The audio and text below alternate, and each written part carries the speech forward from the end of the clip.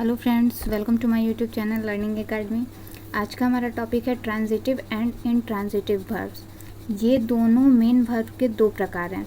Main verb को दो भागों में बांटा गया है। पिछले वीडियो में हमने मेन वर्ब और हेल्पिंग वर्ब के बारे में पढ़ा, उसके इंपॉर्टेंट पॉइंट के बारे में भी जाना। तो अब बात करना है कि मेन वर्ब जो दो भागों में बटा हुआ है वही है ये ट्रांजिटिव वर्ब और इनट्रांजिटिव वर्ब।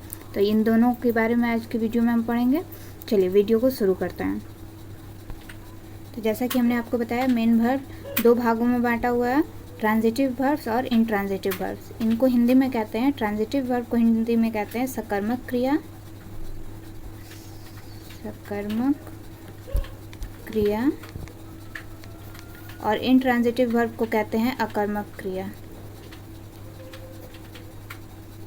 इसके बारे में हिंदी ग्रामर में भी आपको पढ़ने को मिलेगा, तो इसे हम अभी इंग्लिश ग्रामर में पढ़ रहे हैं। तो ट्रांजिटिव वर्ब और इनट्रांजिटिव वर्ब। सबसे पहले हम जानेंगे ट्रांजिटिव वर्ब के बारे में। तो ट्रांजिटिव वर्ब्स किसे कहते हैं? Transitive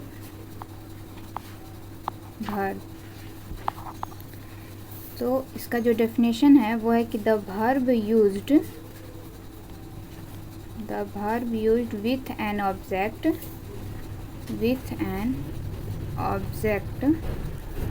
is called a transitive verb। कहने का मतलब है कि जिस क्रिया के बाद कर्म यानी कि ऑब्जेक्ट का प्रयोग हुआ हो उस क्रिया को ट्रांजिटिव वर्ब कहते हैं। ऑब्जेक्ट ऑफ द वर्ब हमने पिछले वीडियो में पढ़ा है, तो ऑब्जेक्ट को कहते हैं हिंदी में कर्म।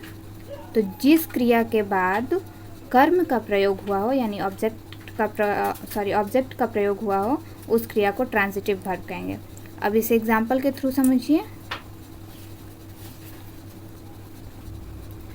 तो एग्जांपल है जैसे राम इट्स राइस। तो जैसा कि ट्रांजिटिव वर्ब में हमने पढ़ा कि क्रिया के बाद जो कर्म का प्रयोग हुआ हो उसे हम ट्रांजिटिव वर्ब कहते हैं। इसमें आपको ट्रांजिटिव वर्ब क्या लग रहा है? ऑफ कोर्स राइस होगा, क्योंकि यहाँ पे इट्स जो है वो क्रिया है यानी कि वर्ब, और इसके बाद जो है वो ऑब्जेक्ट लगा हुआ है, ऑब्जेक्ट का प्रयोग हुआ है, यानी कि यहाँ पे जो प्रयोग है ऑब्जेक्ट का वो है राइस। तो इट्स के बाद राइस, तो यहाँ पे आपका वर्ब हो गया इट्स और ऑब्जेक्ट हो गया राइस। वैसे ही दूसरा एग्जांपल आप देख लीजिए, जैसे he has helped my brother. तो यहाँ पे आपको क्या लग रहा है? यहाँ पे क्या होगा? ट्रांजिटिव वर्ब, यानी कि हाँ, यहाँ पे ट्रांजिटिव वर्ब हो जाएगा आपका माई ब्रदर, क्योंकि हेल्प्ड जो है वो वर्ब है और यहाँ पे माई ब्रदर ऑब्जेक्ट। अब बढ़ते हैं आगे और जानते हैं इनट्रांजिटिव वर्ब के बारे में। Intransitive verb,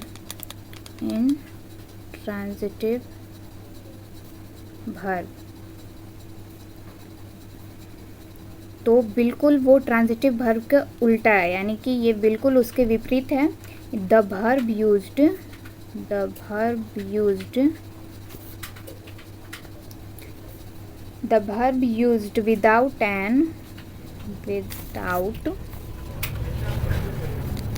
without an object is called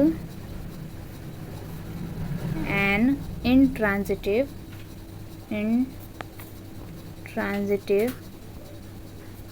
verb। यानी कि जिस क्रिया के बाद कर्म का प्रयोग नहीं हुआ हो उस क्रिया को इनट्रांजिटिव वर्ब कहते हैं। अब इसका आप एग्जांपल देख लीजिए।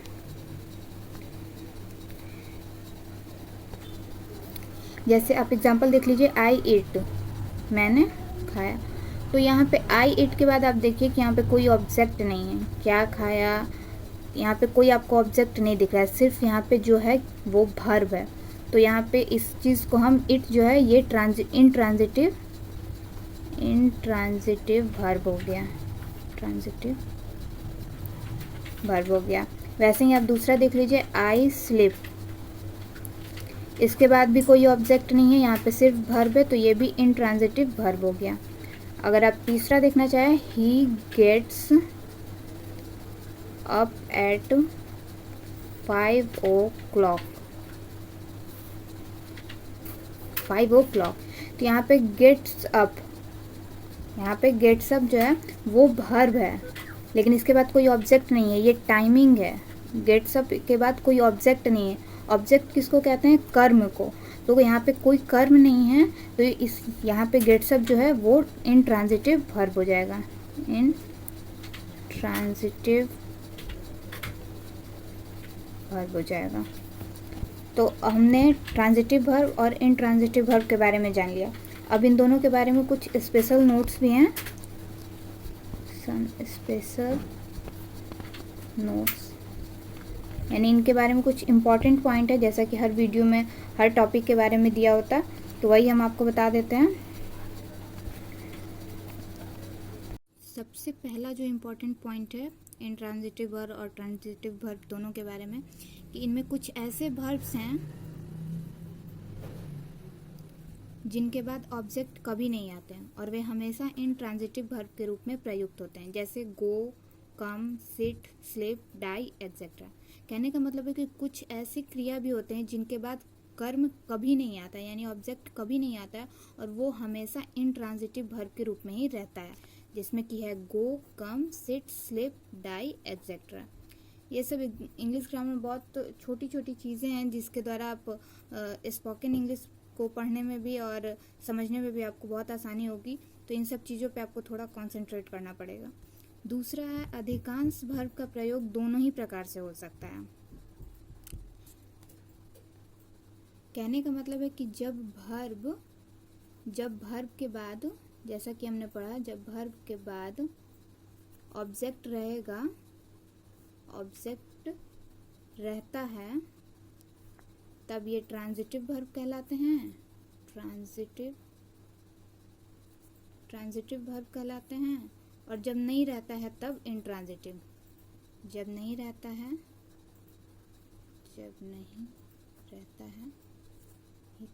क्या नहीं रहता है? ऑब्जेक्ट नहीं रहता है। जब वर्ब के बाद ऑब्जेक्ट नहीं रहता है तब ये इंट्रांजिटिव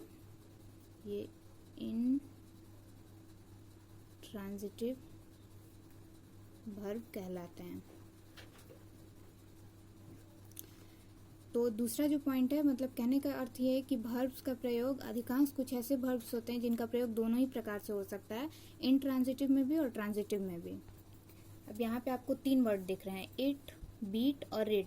बहुत से लोग ये समझते हैं कि ये जो तीनों वर्ड्स हैं, इट, बीट, रीड, इन क्रियाओं का प्रयोग हमेशा ट्रांजिटिव वर्ब की तरह होता है, यानी कि इनका जो प्रयोग होता है वो हमेशा सकर्मक क्रिया की तरह होता है, लेकिन ऐसा नहीं है। तो ऐसा नहीं है, जब तक इनके बाद कोई ऑब्जेक्ट नहीं रहता है तब तक हम इन वर्ड्स को या फिर कोई भी वर्ड्स को ट्रांजिटिव वर्ब नहीं कह सकते हैं। तो इस बात का आपको खास ध्यान रखना है। तो जो सबसे पहला पॉइंट था कि कुछ ऐसे वर्ब्स होते हैं, इंपॉर्टेंट पॉइंट में, कि कुछ ऐसे वर्ब्स हैं जिनके बाद ऑब्जेक्ट कभी नहीं आते हैं, जैसा कि हमने एग्जाम्पल के थ्रू आपको बता दिया है क्या क्या होते हैं, कौन से वर्ड। और दूसरा है कि अधिकांश वर्ब का प्रयोग दोनों ही तरह से होता है, ट्रांजिटिव में भी और इंट्रांजिटिव में भी। और कुछ वर्ड्स ऐसे भी हैं जिनका प्रयोग जब तक उसके बाद ऑब्जेक्ट नहीं आता है तब तक हम ट्रांजिटिव और इंट्रांजिटिव में उनको डिवाइड या अलग अलग भागों में नहीं बता सकते कि कौन ट्रांजिटिव और कौन इंट्रांजिटिव। अब एग्जाम्पल के थ्रू ही आप देख लीजिए, जैसे यहाँ पे हम लिखते हैं आई इट, हम इन तीनों का बात कर रहे हैं। आई इट है, तो आई इट है, तो यहाँ पे ये इंट्रांजिटिव है। लेकिन अगर यहाँ पे हम लिखें आई इट ए मैंगो, तो यहाँ पे ये ट्रांजिटिव है, क्योंकि इसके बाद ऑब्जेक्ट आपको दिख रहा है, ये ऑब्जेक्ट है, तो यहाँ पे ये ट्रांजिटिव हो गया, और ये यहाँ पे कोई ऑब्जेक्ट नहीं है, तो यहाँ पे इट जो है वो इंट्रांजिटिव हो गया, इंट्रांजिटिव वर्ब हो गया। वैसे ही दूसरा ले लीजिए, तो सी रीड्स, यहाँ पे इसके बाद कोई ऑब्जेक्ट नहीं है, तो ये इंट्रांजिटिव हो गया, इंट्रांजिटिव। और यही हम ले लें कि सीता रीड्स ए बुक, तो यही आपका ट्रांजिटिव वर्ब में हो गया, ट्रांजिटिव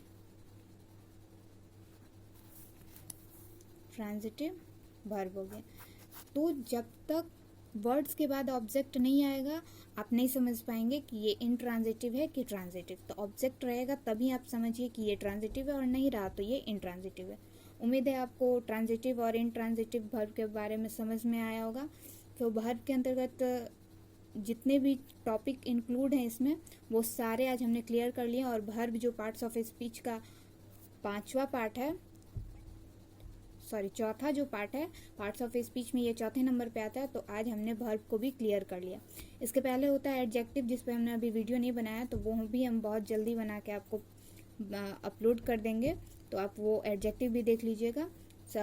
फिलहाल हमने आज वर्ब का जो चैप्टर है वो क्लियर कर लिया। उम्मीद है आपको वीडियो पसंद आया होगा, और अगर आपको वीडियो पसंद आई तो प्लीज़ वीडियो को लाइक करें, शेयर करें और चैनल को सब्सक्राइब करना बिल्कुल ना भूलें। Thank you.